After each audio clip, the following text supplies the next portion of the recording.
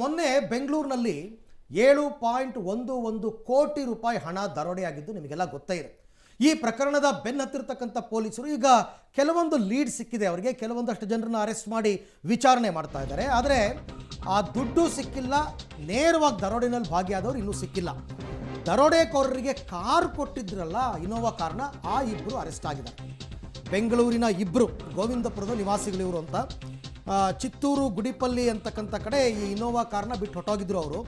ಆ ಕಾರಿನ ಎಂಜಿನ್ನ chassis number ಆಧರಿಸಿ, ಯಾಕೆ ಚಾಸಿ ನಂಬರ್ ರಿಜಿಸ್ಟ್ರೇಷನ್ ನಂಬರ್ ನೋಡಿದ್ರೆ ಯಾರ ಹೆಸರಲ್ಲಿದೆ ಅಂತ ಗೊತ್ತಾಗುತ್ತೆ, ಅದರ ಆಧಾರದಲ್ಲಿ ಇಬ್ಬರನ್ನ ಬಂಧಿಸಿದ್ದಾರೆ. ಕೆಲ ದಿನಗಳ ಹಿಂದೆ ಕಾರು ಖರೀದಿ ಮಾಡಿದ್ರು ಇಬ್ಬರು ಯುವಕರು ಅಂತ ಹೇಳಲಾಗ್ತಾ ಇದೆ. ಈಗ ಅವ್ರನ್ನ ಸಿದ್ದಾಪುರ ಠಾಣೆಯಲ್ಲಿ ಶಂಕಿತರನ್ನ ವಿಚಾರಣೆ ಮಾಡ್ತಾ ಇದ್ದಾರೆ. ಗೊತ್ತಿಲ್ಲ ಅವರೇ ನೇರವಾಗಿ ಭಾಗಿ ಅಂತ, ಯಾಕೆಂದರೆ ಕೆಲವರೆಲ್ಲ ಕಾರ್ ತಗೊಂಡು ಬಾಡಿಗೆ ಕೊಡ್ತಾರೆ, ಬಾಡಿಗೆಗೆ ಬಿಡ್ತಾರೆ, ಕಂಪ್ನಿಗಳಿಗೆ ಅಟ್ಯಾಚ್ ಮಾಡ್ತಾರೆ, ಈ ಥರ ಏನೋ ಮಾಡಿದ್ದಿರಬಹುದು. ಒಟ್ಟಿನಲ್ಲಿ ಆ ಕಾರ್ ಮಾತ್ರ ಈ ಇಬ್ಬರು ಯುವಕರ ಹೆಸರಿನಲ್ಲಿದೆ. ಹಾಗಾಗಿ ಅವ್ರನ್ನ ಕರ್ಕೊಂಡು ಬಂದು ವಿಚಾರಣೆ ಮಾಡ್ತಾ ಇದ್ದಾರೆ. ಇವರ ಪಾತ್ರ ಏನಾದರೂ ಇದೆಯಾ, ಆ ದರೋಡೆಕೋರರು ಇವ್ರಿಗೆ ಪರಿಚಯ ಇದ್ರಾ, ಗೊತ್ತಿದ್ದೇ ಬೇಕು ಅಂತ ಕಾರನ್ನು ಕೊಟ್ಟಿದ್ದಾರಾ, ಗೊತ್ತಿಲ್ಲದೆ ಕೊಟ್ಟಿದ್ದಾರಾ, ಇದೆಲ್ಲ ಗೊತ್ತಾಗಬೇಕಲ್ಲ. ಹಾಗಾಗಿ ಈಗ ಆ ಇಬ್ಬರನ್ನ ವಿಚಾರಣೆಗೆ ಒಳಪಡಿಸಿದ್ದಾರೆ ಅಂತಕ್ಕಂಥದ್ದು.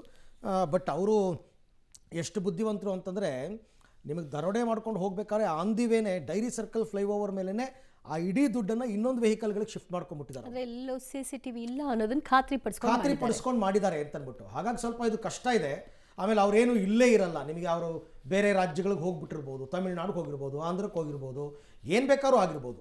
ಬಟ್ ಲೀಡ್ ಸಿಗ್ತಾ ಇದೆ, ಒಬ್ಬರಾದ್ಮೇಲೆ ಒಬ್ಬರು ಅಂತ. ಈ ಬಗ್ಗೆ ಮತ್ತಷ್ಟು ಮಾಹಿತಿ ನನ್ನ ಕೊಲೀಗ ನರಸಿಂಹಮೂರ್ತಿ ಅವರಿಂದ ಪಡ್ಕೊಳ್ಳೋಣ. ಮೂರ್ತಿ, ಈಗ ಈ ಕಾರನ್ನು ಕೊಟ್ಟಿದ್ದ ಇಬ್ಬರನ್ನ ಏನು ಅರೆಸ್ಟ್ ಮಾಡಿದ್ದಾರೆ, ಇವರ ಪಾತ್ರ ಏನು ಈ ಇಡೀ ಪ್ರಕರಣದಲ್ಲಿ? ಗೊತ್ತಿದ್ದು ಕಾರ್ ಕೊಟ್ಟಿದ್ದಾರೆ ಅಂತನಾ, ಅಥವಾ ಇವರು ಅರಿವಿಗೆ ಬಾರದೆ ಕಾರ್ನ ಬಾಡಿಗೆ ಕೊಟ್ಟಿದ್ದಾರೆ ಅಂತನಾ, ಹೆಂಗೆ? ಅರವಿಂದ, ನಿನ್ನೆ ಇಬ್ಬರನ್ನ ವಶಕ್ಕೆ ಪಡೆಯುವ ಕೆಲಸವನ್ನ ಬೆಂಗಳೂರು ದಕ್ಷಿಣ ವಿಭಾಗದ ಪೊಲೀಸರು ಮಾಡಿದ್ದಾರೆ. ವಿಚಾರ ಏನಂತ ಹೇಳಿದ್ರೆ, ಮೊದಲಿಗೆ ಈ ಕಾರು ಕೃತ್ಯಕ್ಕೆ ಬಳಸಿದಂತಹ ಇನೋವಾ ಕಾರು ನಕಲಿ ನಂಬರ್ ಪ್ಲೇಟನ್ನು ಬಳಸಲಾಗಿತ್ತು. ಅದು ಚಿತ್ತೂರಿನ ಒಂದು ಗುಡಿಪಲ್ಲಿ ಅಂತೇಳಿ ಆ ಒಂದು ಊರಿನಲ್ಲಿ ಆ ಕಾರ್ ಪತ್ತೆಯಾಗಿತ್ತು. ಹೀಗಾಗಿ ಅಲ್ಲಿಗೆ ಹೋಗಿ ಕಾರನ್ನು ಸೀಸ್ ಮಾಡಲಾಯಿತು. ಆ ಸಂದರ್ಭದಲ್ಲಿ ನಕಲಿ ನಂಬರ್ ಪ್ಲೇಟನ್ನು ತೆಗೆದು ಆ ಕಾರಿನ ಚಾರ್ಸಿ ನಂಬರ್ ಆಧಾರದ ಮೇಲೆ ಯಾರ ಹೆಸರಿನಲ್ಲಿ ರಿಜಿಸ್ಟ್ರೇಷನ್ ಇದೆ ಅಂತೇಳಿ ನೋಡಿದಂತಹ ಸಂದರ್ಭದಲ್ಲಿ ಮೂಲ ಮಾಲೀಕನನ್ನು ಪತ್ತೆ ಮಾಡಲಾಗಿತ್ತು. ಆ ಮೂಲ ಮಾಲೀಕ ಕೊಟ್ಟಂತಹ ಮಾಹಿತಿಯ ಆಧಾರದ ಮೇಲೆ ಅದಾಗಲೇ ಆತ ಕಾರನ್ನು ಮಾರಿದ್ದ.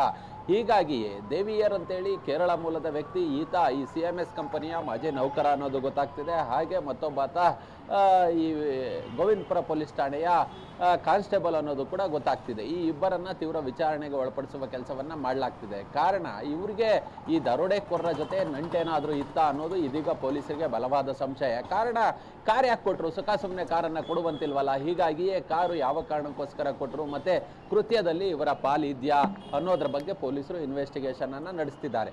ಇನ್ನು ಪೊಲೀಸರಿಗೆ ಈಗಾಗಲೇ ಯಾರು ಈ ಒಂದು ದರೋಡೆಕೋರರು ಅನ್ನೋದು ಗೊತ್ತಾಗಿದೆ. ಆ ಕಿಂಗ್ ಪಿನ್ಗಳಾದಂತಹ ರವಿ ಮತ್ತು ರಾಕೇಶ್, ಇವರು ಮೂಲತಃ ಈ ಗುಡಿಪಲ್ಲಿ, ಈ ಚಿತ್ತೂರಿನ ಬಳಿ ಇರುವಂತಹ ಊರು, ಆ ಊರಿನ ಗ್ರಾಮಸ್ಥರು ಅನ್ನೋದು ಗೊತ್ತಾಗಿದೆ, ಆ ಊರಿನ ನಿವಾಸಿಗಳು ಅನ್ನೋದು ಗೊತ್ತಾಗಿದೆ. ಬೆಂಗಳೂರಿನಲ್ಲಿ ಕೆಲಸವನ್ನ ಮಾಡಿಕೊಂಡಿದ್ರು.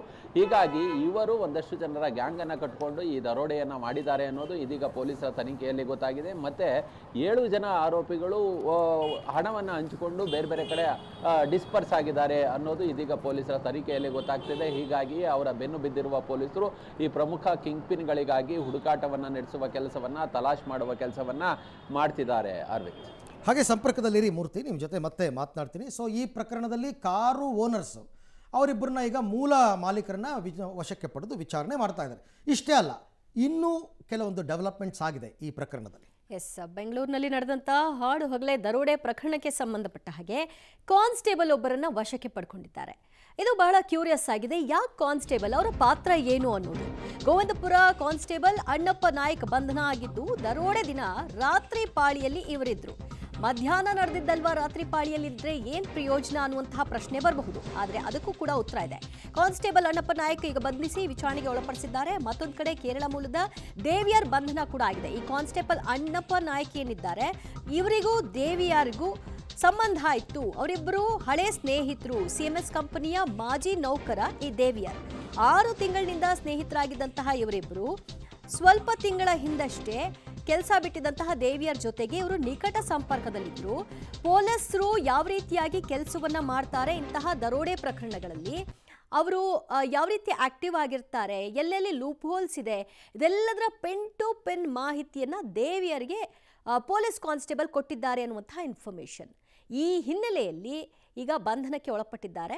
ಈ ಕೃತ್ಯದಲ್ಲಿ ಅವರ ಭಾಗಿ ಎಷ್ಟರ ಮಟ್ಟಿಗಿದೆ ಅನ್ನೋದು ಈ ವಿಚಾರಣೆಯಿಂದ ಗೊತ್ತಾಗುತ್ತೆ.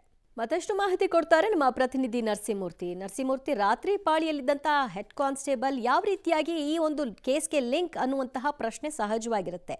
ಸೊ ಅದಕ್ಕೆ ಉತ್ತರ ಏನು?